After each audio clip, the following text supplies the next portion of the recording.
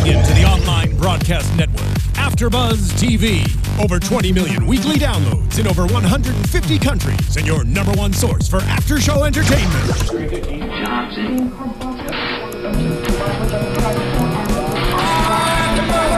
AFTERBUZZ TV, the destination for TV superfans, producing after-shows for over 300 of your favorite TV shows, interviewing celebrities and showrunners, and bringing you behind-the-scenes exclusives. All thanks to E! Entertainment's Maria Menounos, producer Kevin Undergaro, and internet leader Akamai.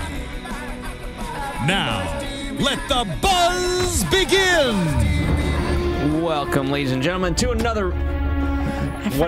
What is it, Roxy Striar? I forgot to give him our intro song. We're 1 second into the after show and we're already being interrupted. I'm throwing a fit. All right, welcome to the Revenge After Show Season 4, Contact. That is the voice of Roxy Striar being mad because she wanted to open on tonight's final song of the episode, which is an amazing song called... And so Christina Kaplan, welcome. Hey, thanks. That was a really nice intro, Phil. For once. It's called No Rest for the Wicked. Lickily. Yes, that is really good. It was in tonight's episode, and I Shazammed it. There you go. So and that was nice that he introduced you. He finally didn't hate you. I know. I don't really know how to take this right now. He was giving you enough crap while we watched the show. Much like Emily is in shock, see? It all plays a purpose. He's so good. Steven in the booth. How did last week go without us? Did you miss us? We missed you guys very much, but you know, we had a good little debate, Anna and I, back and forth over last week's episode, which was so good. I can't decide if last week's or this week's was my favorite so far. They both, a lot of things have finally started to like unfold to us that we were wondering this whole season so far. I definitely agree that the last 2 episodes have been the best episode of season 4, if not of season 3 in general, you know, the last couple seasons. Yeah. I'm so happy with where we're going. All right. Well, let's start with a lot happened. Jack gets a new partner. Finally, Emily and David kind of get to talking. Victoria's still at her evil ways. And Nolan has his friend, only to learn that he can't have normal friends. Let's start with Margot and Daniel's relationship. The 3 words are dropped. Yeah. The biggest thing about this was how concerned I am with you, Phil, and what you believe is normal. What is that? What? What does that mean? Based on Margot and Daniel's relationship, and when we get to Louise and the shower and everything, and you're like, this is a daily occurrence, and I'm like, what kind of relationships are you involved in? That was a joke. An undercover gigolo or something. Is that true? He goes silent. He is never First off, it's a joke. I do believe red right now. I do believe. Blushing, totally blushing. Switch from iTunes to YouTube just to see the cheeks get red. You know what? If you let me explain, I will explain this. You know what? Watching tonight's episode, I feel like men are really responsible for ruining a lot of women. Okay. Wow, that's probably the most accurate statement I've ever heard out of a man's mouth in years. But we are not the victim. Right. You are not the victim. What was it? Women can, girls can? Was that the cover girl commercial during the show? If you guys watch the commercials, which I'm sure 99% of you just skipped over them, and I have that mascara on. Can you see? Zoom in right now. Thank you. We've completely derailed this episode from start to finish so far. 4 minutes in. All right. But on a serious note, Margot, she has that line that says, you know, it wasn't the sex, it was the lies. You know, why? You know, are you upset because I found out? Yeah, that's the golden question. You know, anytime that somebody cheats and then they apologize once they're caught, it's like, well, if you were actually sorry for cheating, then you would have just told me you cheated and apologized. But you're not sorry that you did it. You're sorry that I found out. But, you know, I really don't know what to make of Daniel at this point. After the last 2 episodes, I feel like he is really changing at his core. So it's hard to know whether he is actually sorry and he's different, or whether he's just faking us all again.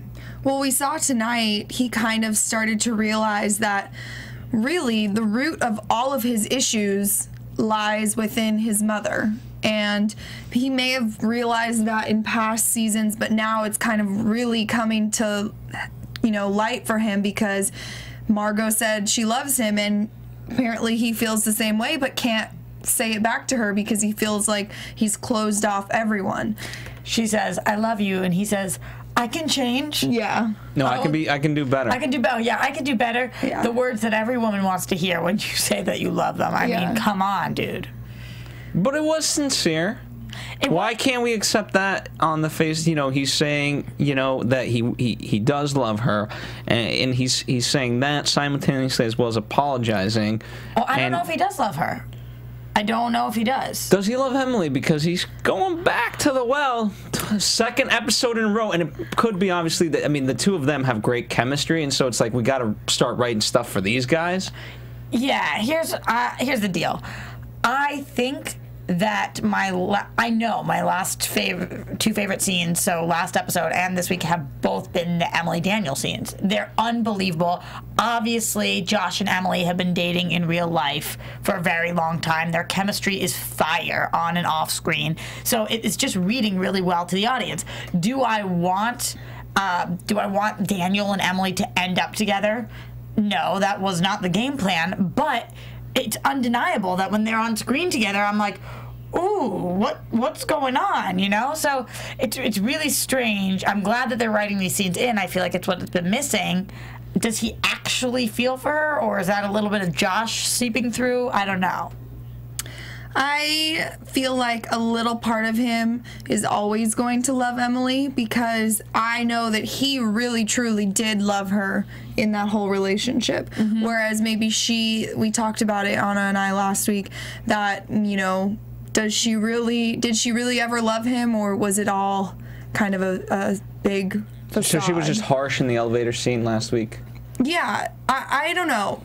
Well, back to what I was saying. Daniel definitely still, or had loved her. I think he still has a little piece in his heart for her, and maybe we might see something more between them now that he's kind of working through his issues. He's realizing that he has problems, you know, opening up to people, and maybe I kind of hope he writes off Victoria completely and kind of does a 180 and changes for the better. I don't know if he's going to, though, because we got a little bit of foreshadowing in tonight's episode when Victoria says to him about having to choose him over choosing David. Right. I mean, she could just be full of crap, or she could be serious and there's something we don't know.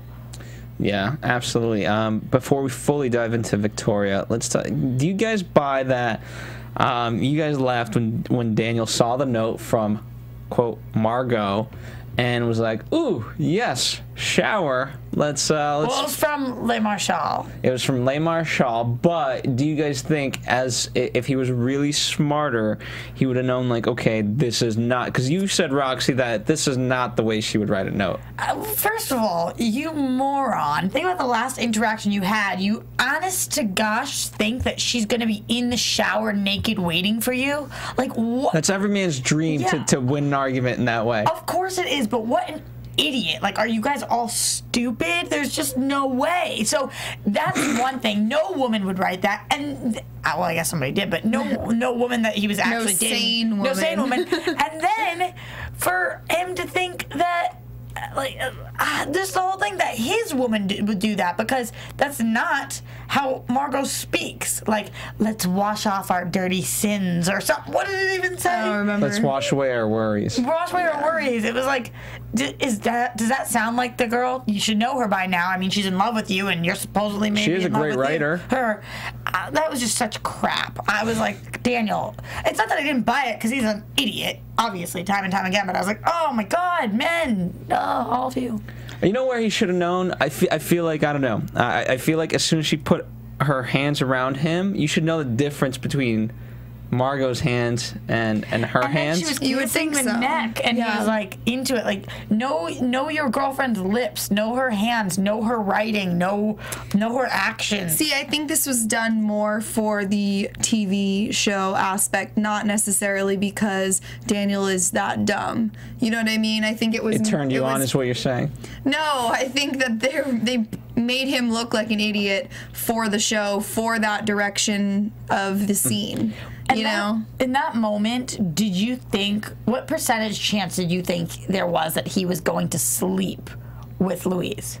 I honestly thought like 50-50. Yeah, I was totally 50-50. I thought I knew he if they wouldn't. started making out or something, he would just be like, well, screw it. Margot doesn't love me, so I'm just going to do it. You Old know? Daniel definitely would have done that. Yes, he would have taken advantage of the situation, that's for sure.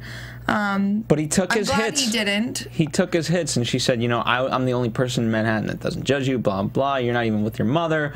And despite all that, he's like, get out. Did you guys think?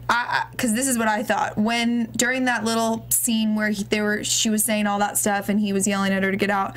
I thought he was gonna like turn around and she was gonna hit him over the head and like, knock bag him him? out and like take advantage of him or I something. thought so And too. like have sex with him to try to impregnate Well, herself? because she's that crazy that I almost could like see that happening. You know? Yeah, I don't you know not- if you knock somebody out if you can get their sperm. It's an interesting question. No, I've never But tried. it's TV, so you know anything could happen there. But Hey, I mean, hey, the more you know.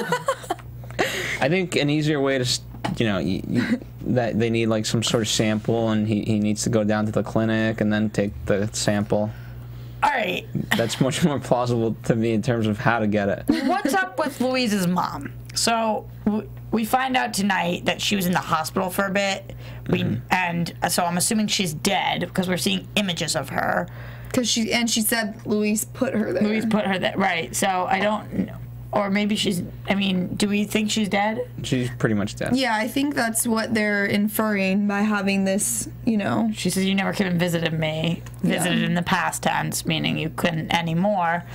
So, I don't, and Louise's mom telling her to do all of this, do we think that that's what Louise's mom was really like, or is that just Louise's image of it? Because if her mom was really the kind of woman who's like, you go ahead and get yourself pregnant now with Daniel's kid, and this is the best accent I've ever had. You gonna do that with your Daniel's kid, and then you're gonna get a mama. Like, It's quickly changing from Southern to like hood.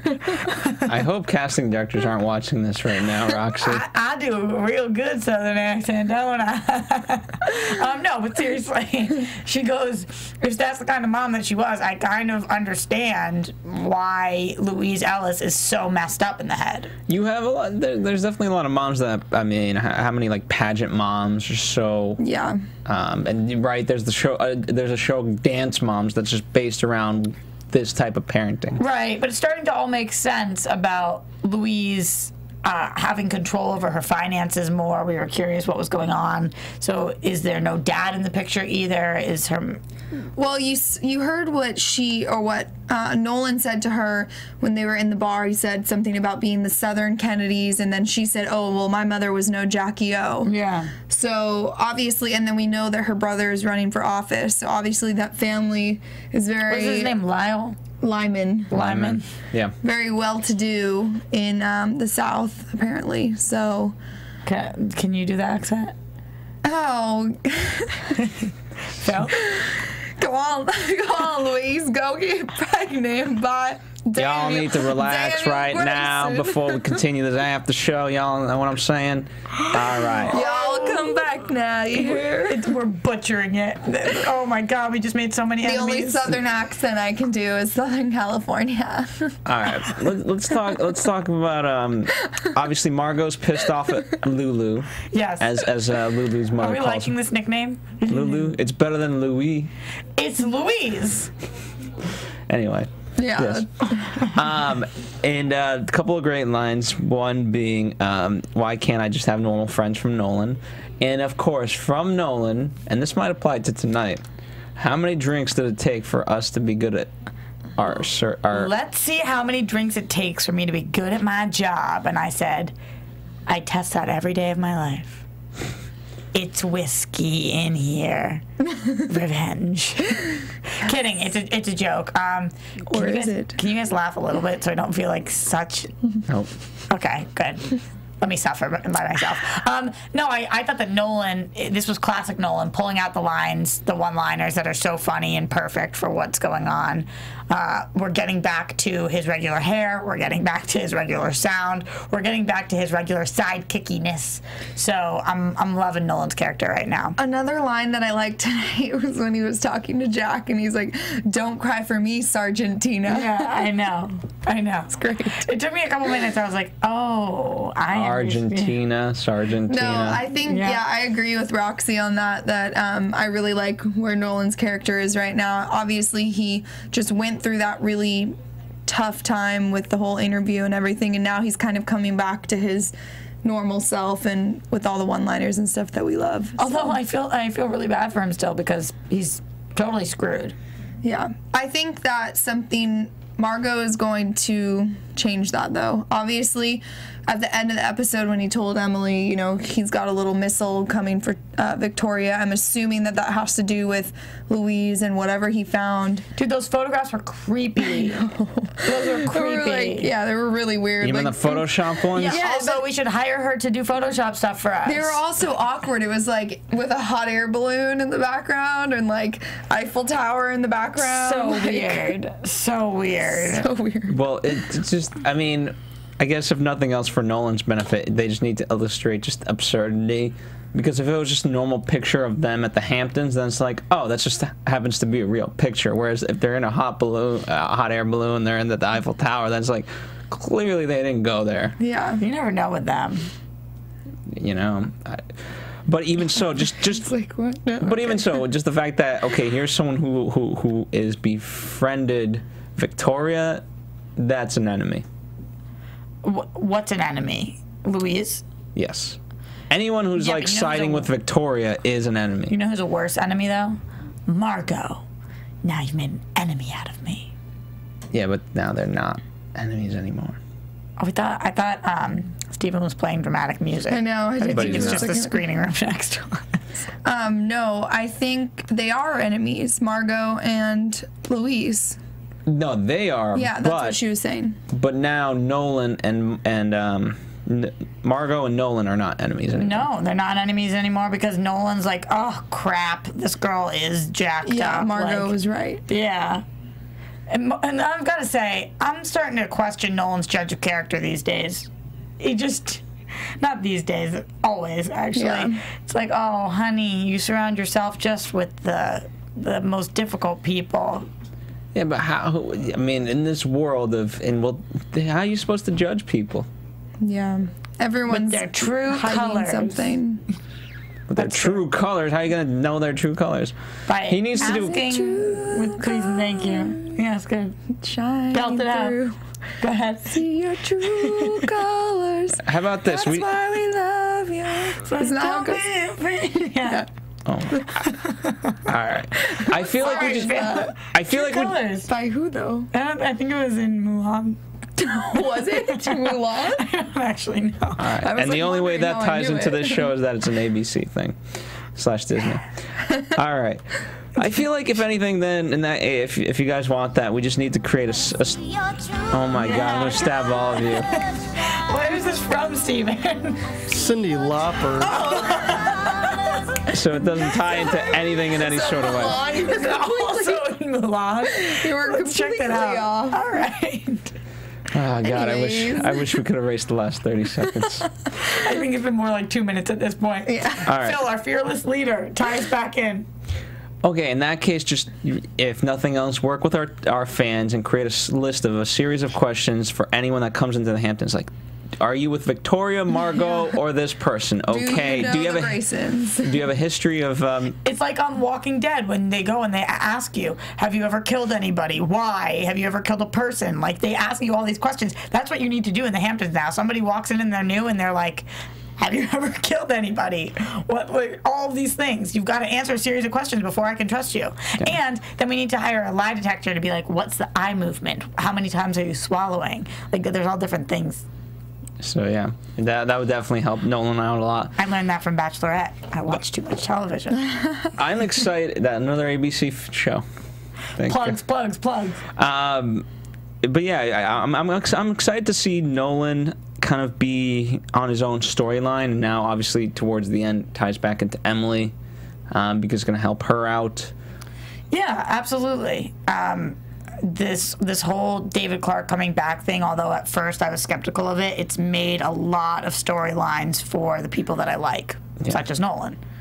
Well, one of the let's get into, unless there's anything more you guys want to say, I want to talk about Kate. New character. Yes. So, Agent Kate Taylor, and I kept being like, how do I know her? And it's because she was on Dexter. Her name is Courtney Ford. And I thought she was on Dexter. Yeah, and she did a really good job tonight. Courtney Ford, so shout out to her. First and I think foremost, she's supposed to be on the show for a little bit now. First and foremost, what is her? Does she have a truer motive than what she's letting on? Well, definitely to get Jack into bed. Yes. Okay. Why? Because he's really hot. I honestly think that's it. I don't think she has anything like rolled up her sleeve. I think she saw him and was like, ooh, good-looking man. I agree. I think she came in, you know, strictly to solve this case, and then it just so happened that Jack was partnered up with her, and now she's like, oh, yeah. I mean, well, she picked Jack. She did, but she's part of the FBI, and she says, you know, the Bureau keeps moving me around. It's not like she requested to come to the Hamptons to do this. She's been moved here by the Bureau. And Jack's partner, Ben, is a loon. So why would you pick him? He's got a vendetta right now. She doesn't know that. Yeah, when she was briefed on the case, yeah, she did. Okay. Yeah, was it the sergeant or whatever, that guy? Right. Yeah, the chief. Yeah, the chief probably told her, I should say. Okay. Yeah. Okay. All right. So we'll go with that. I don't know. I just, it's because of how Revenge is. Yeah, you're just you need the list of questions. That's it. I can't trust her. Well, the fact that she said the Bureau moves her around a lot could be a piece to, you know. She's lying, and she's a reporter for Mason Treadwell. Okay. The Treadwell Files. I'm just kidding. That's not actually what I think. But you never know. You don't, you know, and then let's put that on record so that if that is the case, I said it first. Okay. So in that case, so the follow-up question before we really dive into the nuts and bolts of it, do you guys like Jack and Kate together? We don't know enough about her to know yet, and the only thing I do know is that I think Jack and Emily are endgame, so anybody Jack is with in the meantime, I'm like, oh, shush. I don't care. It's just filler. Yeah, it's just filler. But she had that great line of like, hey, it looks like you were right. You owe me a beer. No, she said, I owe you a drink. Yeah. There you go. But I think that's how it works. The more interesting part is the fact that Jack is claiming to Ben that he's trying to figure it out with Emily right now, but he's clearly on a date with Kate. Ooh, I think Jack only says that because he doesn't want Ben to go after her. No, absolutely, but Ben sees that he's on another date, and he's like, okay, well, you can't have a hold on all of them. Well, we saw in the previews. Right, there's a problem. That Ben goes out with Emily. Yeah, because I'm sure, you know, when your girlfriends, you go out and you have a girlfriend, she's like, I want that guy and that guy and that guy. And it's like, well, pick which one, girl. Like, you got to leave somebody for the rest of us. I'm sure Ben's feeling like that. And Ben's had a crush on Emily since the beginning. So if Jack's going to step out and be with another girl, he's like, all right, then I want Emily in to eat her too. What? Oh. That was his cake. Oh my God. No. It didn't come out quite the way I imagined it. No, it did not. Okay. Hey, he probably was thinking that, so. I see you, true. Yeah. All right. So in this case, you know, obviously, this is kind of a nice safety assurance for what Emily's doing, because that's a direct connection. She can ask Jack where things are going, even though Emily hasn't been picking up Jack's messages and he's slightly upset with her. But it looks like Emily has David and herself cleared. I think Emily's going back to her solo path. You know, she's pushing away from Nolan. We find out she's lying to him. She's pushing away from Jack. She can't let her dad in on what she's doing. And when we initially met Emily, this path, she was destined to walk alone. And I think she's starting to realize that again until the end point, which is being with her father. So that's, how I see her character development this season, and it makes me very nervous because when she was like that season 1, it was the scariest she ever was, you know? Well, I mean, she got double scary today. Definitely. I mean, I don't know. I think she's crossed the point of no return. Okay, but let's talk about Ben real fast. You know, obviously, you had Christina hinted at that he's going to kind of take things into his own hands, and there's probably going to be another motive behind that than just romantic. Is he justified? To take Emily out? Well, the fact to be mad because he's been there for years. I think that he is upset about his position right now, so he's overcompensating. I don't think he actually, I mean, we know he is a little right, but it's not that I actually think he thinks that. It's that he wants the next position so badly. So I don't think it's really justifiable. No. Okay. I mean, Jack had that great line of, like, you think the world's out to get you, but it's not. But it's not, and it's gonna make you lose your badge, what you're doing right now. Right. Which, I mean, come on with the foreshadowing. Yeah. Do you guys think that Ben, by the end of the season, or even in the next few episodes, is gonna get his badge taken from him? Maybe. I think so. It's definitely possible with the way he's been acting, you know, obsessing over this case and then going out and drinking and getting in this fight because Jack got put on the case when it's not like neither of them had any control over who got put on the case, you know, but of course he thinks that it was Jack who requested to be on. Do they have a box, a little like questions, comments, concern box? Ooh, let me I really want to be on this case with this FBI agent. And I love that Jack said that. Jack goes, like, I want to be reminded of my dead wife every single day, you know, or of her father or whatever it is. It's not like Jack is out to get Ben, and Ben really thinks he is, which makes me not trust Ben. Yeah, Ben's just overzealous. All right. Ready to talk about the heart of the story? Yes. Victoria, David, and Emily. We pick up right where we left off. I just want to sock David in the face sometimes. Okay. Because I feel like choosing Victoria at any point over choosing your daughter is so aggressive. It's such a statement. When she's getting taken away and literally Emily looks at him and goes, or I guess Amanda at this point, I need to know. And he doesn't respond. He doesn't even say, I'll tell you later, we will talk later. He just looks at her and then gets in the car with Victoria. That is a line drawn in the sand. Yeah. Well, it's one of those things, when you're a parent, right, your children become your life. But as a child... Do you have a couple kids out there, Phil, that we don't know about? I watch Californication. Cool, good, okay? Good point. And Moody, you never really know how much being a parent changes you. Well, as far as I can remember from the few episodes I've seen of that show, I don't think he really takes parenting very seriously. Well, anyway, we're not going to debate. That is not a good reference, Phil. No, it is. I can debate it. But the point being that your children... After hours, after show. Your children... Roxy and I did the after show for it. Listen to that. But the point being that you're supposed to dedicate your life to your children if you're a parent. Like, that becomes your purpose. If you're the child, you're supposed to live your own life until you have children of your own. And so by choosing Victoria, like, that goes against that mentality. And it's not like Victoria's the baby mama, you know. Absolutely not. Which is the difference. If this was them having a immediate family dispute and he took his wife's side over the daughter's side, that's so different than taking Victoria's side.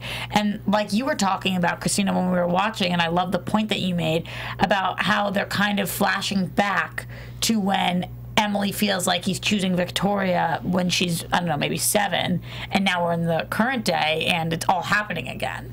Yeah, I really like the way that the Revenge writers did that, because every scene that the three of them are in, when they have that issue, they always flip over to Emily and she's just standing there with kind of like this just sad look on her face, and it's just, you know, it's consistent that David continues to choose Victoria over her, and it's just kind of like a blow to her every time, because especially the very end of last week's episode when she just revealed herself to him, and she was probably expecting this warm embrace, and yet he still runs to Victoria's aid. Right, absolutely. And David says to her, as a child, you were the warmest thing. You wouldn't hurt a creature ever. And I'm thinking, yeah, as a child. Think Most children are like that. So Noah, when she was 7 years old, she didn't. Not take all a children knife are like that. That's why we said most. But no, when she was 7, she wasn't going to take a knife to Victoria, or if Victoria was on the ground, she would call 911. But at this point, the fact that she isn't like that anymore makes you know things have changed. So you knew who she was. Now see who she is and think about why. Right. Well, there's that line that she just throws back at him, like, you know, you've been hardened by life, just like She's I like, have. you don't know. Right. But okay, so we finally You should have watched the show. the documentary. But what about, because she brings up the journals, and he's like, I didn't want you to do that. Oh my gosh. We've had this debate for years. If you don't want somebody to seek revenge, and she said this tonight, and I was like, you go, girlfriend. If you don't want somebody to seek revenge, and you say, I hope you can find peace because of this, the last thing in the world you do is line up the absolute down to the T. Here's details. Takeda, call him for training. Yeah. Like, what are you, insane? I didn't ask you to do this. Yes, you did. I mean, I'm sorry. Yes, you did. And regardless if he did ask her, it's like, okay, whatever. She cleared your name, you know, like this. That was also for her. You know what I mean? Like by clearing her father. Yeah, continue. Right. Yeah. No, you're right. Like she obviously wanted to do this for him, but it was also to, you know, bring her to kind of peace and to justify everything and stuff too. But it's like, I don't know. I feel like he's just so blinded by Victoria that he can't see anything that Amanda is, you know, anything that she has done. He doesn't see it for what it really is. A daughter trying to fight for the good name of her father, which any child who loved their parent would do the same thing. I mean, they might not take it to the extent that she did, but absolutely any kid who believes and loves their parents is going to stand up for them like that. And for him to be pissed about it, say, I never asked you for this, and how dare you, and all those things. And I'm like, you know what, David? How dare you? Yeah. She gave up her entire life for this. And he says, at one point, he says, I'm so proud of you, Amanda, but I can't be your father. Yeah. And I'm like, what? I didn't get that. What's wrong with you, man? Which goes back to me saying I want to sock him in the face sometimes. What is up with why? Okay, so he kind of succumbs to the idea that Victoria might not be who she fully is. He keeps going back and forth. But like, what is? You guys explain it to me. What is the appeal of Victoria? Crickets. I think maybe he's just, okay, maybe they really were in love back in the day before he got sent away, and he's just kind of like hanging on to those feelings, but he won't give Amanda a chance to explain anything that Victoria has done to her, so he, you know, doesn't know the real truth. And we still don't even really know the real truth about that whole situation of him getting put away, where tonight Victoria mentioned that because of your father's, you know, business dealings, I had to choose either my lover or my son. Right. Which, okay, what does that mean? Were some of Conrad's business associates going to kill Daniel? I was just about to say the same thing. Here's what I think happened, and here's what I think we're getting at. Victoria was at a crossroads back in the day where she could either sell David Clark out and say he did this, or she could get her son murdered.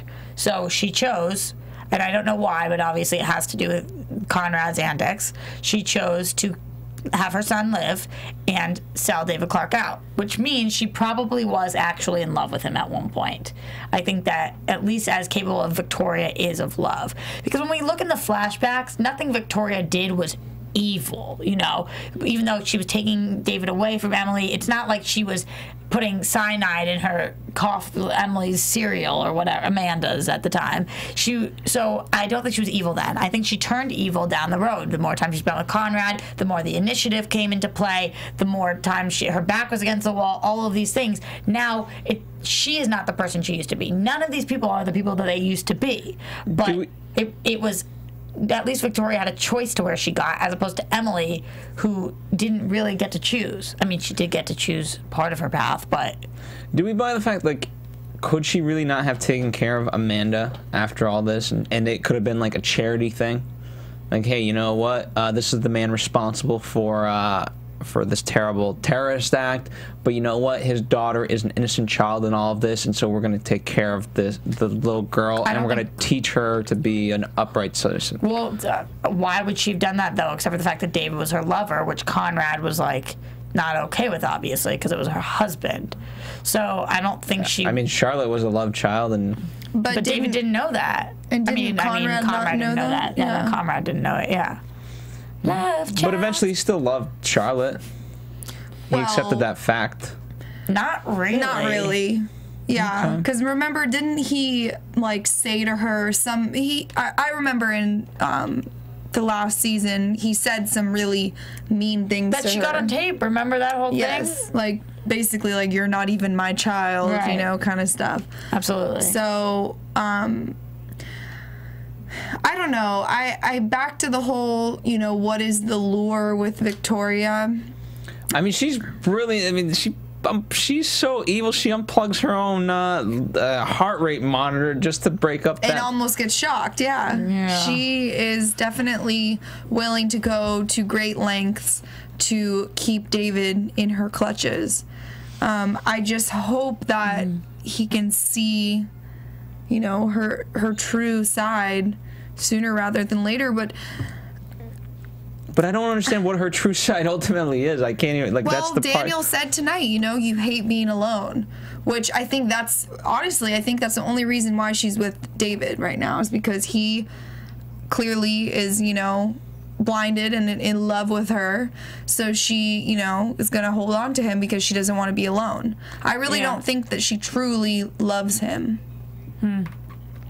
It was really interesting to see what Emily... I mean, we start that episode with Emily not saving Victoria, and then by the end of the episode, she did save Victoria. Of course, it was more about saving her father, but she could have let Victoria die. She could have pushed that syringe in. Right. You know, instead of pulling it out, yeah. Which shows who Emily is. Victoria, if the situations were reversed, would have left Emily for dead, if not killed her herself. Yeah. And she even says to Daniel tonight, Emily does, you know, that was, whatever happened, that was karma. Yeah. That was not me. It's unfortunate that I don't even look at Victoria as a real person anymore. You know what I mean? Because she's so evil that there's no redeeming her anymore. There's nothing she could do. There's no story she could tell me. She couldn't say, gun to my head, and I had to with my son, and to save his life. I'm like, I don't care. Right, and we talked about it a few episodes ago, I believe, that Emily's never actually killed anyone, and Victoria has. So clearly she's the one that's cold-blooded, like you said, Roxy, evil. Speaking of that, we revealed to Jack that Charlotte was the one who killed our culprit. Vince, right? I think it's Vince. So, what is that? Jack's got a lot on his plate right now. And he's not as good as keeping the secrets as Nolan and Emily are, which makes me really nervous. Especially he now has a new drinking buddy, and she happens to be in the FBI. And he's got Ben, who's a loose cannon, and Jack is totally the kind of guy who writes in a diary at night, so he better keep that locked up safe. Still, where is Carl? Yeah, Carl. The age-old question. He's out drinking with the FBI agent. Where is Carl? With Grandma and Grandpa. Yeah, where's Grandma, too? Where's Grandma? Grandma's away. Yeah, okay. Okay, sure. Well, we know there's no Grandpa. Yeah. And aren't we supposed to be seeing Emily's mom again sometime soon? Amanda's mom. I read that. No. Well, Well, it took us. I just have a normal friend. Let's talk about the torture scene. Yeah. Very Dexter-esque with the plastic on the walls. Maybe that was because of Courtney being on the episode tonight. Maybe she said, hey, you guys should totally make the room like a kill room from Dexter. I do think that writers like take things like that into account. I think they probably like, it's homage to the show, you know? Well, Okay. Emily... Plus, it's just a smart idea. Right, Emily / Amanda. What should we call her now? Should we call her, like... I'm still going with Emily. It's so difficult. Emily? Here's the thing. I'm going to get Is that your way of trying to combine the names and just saying Emily, like in a weird accent? It would be more like Amandly. Oh, boy. Amandly. For the sake of... Amanda. Amandly. For the sake of people... For the sake of people, we're just going to continue to call her Emily because it's going to get too confusing otherwise. Yeah. We'll call her whatever our fans decide to call her. That's on you guys. Yeah, you guys give us a name to call her because it's hard for me to keep saying Emily when it's like, okay, she's revealed herself as Amanda, so... To almost everyone, who at this point doesn't know? The public? Yeah, I think that's it. Ben. And the public. That's Ben true. and the public. Ben. But Ben, I think, is part like of the band public. name, doesn't it? Ben and the public. Yeah. But And on the drums tonight. even Nolan calls her Ems all the time. I know. That's true, because this is Emily now at this point. It's a new identity. So let's keep calling her Emily. Okay, so what I was going to say is Emily is too smart to not do that to the room, obviously. We know, we've seen all of the things she's done in the past, so it makes sense that she would do something like that. Yeah, but is there a mistake somewhere, maybe? Okay, I don't think it's a mistake. I think is this too far? I agree. I mean, yes, By I setting think it this man is. up? You're torturing him. With she put the I thought you meant with the poker newspaper. in the fire to like brand him or whatever. I mean, that's going pretty far. Well, I think she just wants to figure out what he knows, because who are these two men and what were they there to do? To kidnap David. Right. So that means that they wanted him back. I do believe David's telling the truth now to Emily when he says, here's what happened. The story I told was true, but it wasn't Conrad. It was Conrad's enemy, which I don't know who that is. Well, but then they showed the guy, Vince, with the moon tattoo, right, showing the pictures of faux Amanda to David and saying, oh, now you have a grandchild, that's another life on you. But I don't think he was first in command, probably. No, and so that's, I think, what Emily is trying to figure out. And I think David, I don't know if he knows or is trying to figure it out. Well, now he's seen the picture, because the detective, the FBI woman, says, do you know who this is, kind of thing. And he had the flashback of the guy and realized it was the same person. But, yeah, so those two guys that came in there trying to take him, I mean, do you guys think that they're related or in connection with this Vince guy as well? Absolutely. Of course, of course. So now it's just who's leading these people. And we still haven't spoken to the guy that helped get Conrad out of jail. The prison guard. Yes. Well, he's dead. Yeah, we still don't know his story though. Right. I mean, as to why he was keeping him in his. Yeah. Yeah, because. So okay, is David like, still? how did he know? Is David still like? I don't get that. And also, I don't know if I believe he's dead, even though we went to his funeral. Because how long was he living in that guy's garage? Right. About 6 months. Okay, so. And I know, well, maybe he's dead, but he's not dead from a heart attack. And did these guys get to him first, and he kind of tipped them off? Or something? I don't know. There's something up with him. Yeah. He's not done yet. The story with him. Well, why don't we get into predictions in that case? And now, your AfterBuzz TV predictions. Next week, it's all about torture, or not next week, November 30th, Yes. everybody. Brutal. Just as we're 2 starting to heat weeks. up. No. It's date night. We're going on date night next week. It's 2 weeks from now. It doesn't look like a bunch of good dates. She keeps trying to slap him. Well, no, he's like leaning in for the kiss. He went to like, grab her face or something, and she like grabs his arm. I think it's a that's what it reflex. looked like. Yeah. That's what it looked like. To borrow, it's funny. There's a line in CW's reign of like, don't take what I'm not ready to give just yet. And then the guy says, So that means you're eventually gonna give. Oh my laughter. All right, you can cut the laughter. Did you guys like plan that out in How advance? did you know, Steven? He's Just genius. knew. He knows me. He's just too good, man. He's too good. So it is date night, and then there's the torture also. So it might get a little kinky. I really want to know what this guy, what his deal is. Which one? The one she's torturing? Yes, or Ben? the Asian man that she has captive in some secret room in the Grayson Manor. Right. I want to see Dan and Emily team up. I kind of Me think. too, a little bit. I gotta say, me too. They're so awesome on screen together. I think we're bringing that back. Who Yeah. knows if Jack's gonna be endgame? But no, that's actually a good point to say team up. Maybe he's gonna, because you know how he said tonight, like, oh, so all that hell that you put me through was for nothing. One fight with your dad and you give up. Maybe he's gonna help kind of reignite her or offer to help. I don't know. Speaking about teaming up, though, is there any way you guys could see a Nolan-Margot relationship? Yeah. Because I was thinking about that tonight. If Because she helps him clear his name and get back on the good graces of the public, I could see it. we haven't seen Nolan with a woman in a while. Aside Or from a Emily, man. I mean, that's No. I mean, but Padma was the last girl that he was dating, and then Right. he had a couple boyfriends after her. But I'm wondering if he would, Oh, you think romantically? romantically with her. I mean, I don't see that. I really think the days of Nolan dating women are over. really. I just don't. I don't even see him having any other love interests. There's just too much else going on in the show right now to then add that in for him unless somebody returns from the past. Padma. Hashtag where's Javier? Hashtag Yes. where's Charlotte? Hashtag Javier. sorry you died, Padma. Hashtag. He wouldn't date Charlotte. Anyway.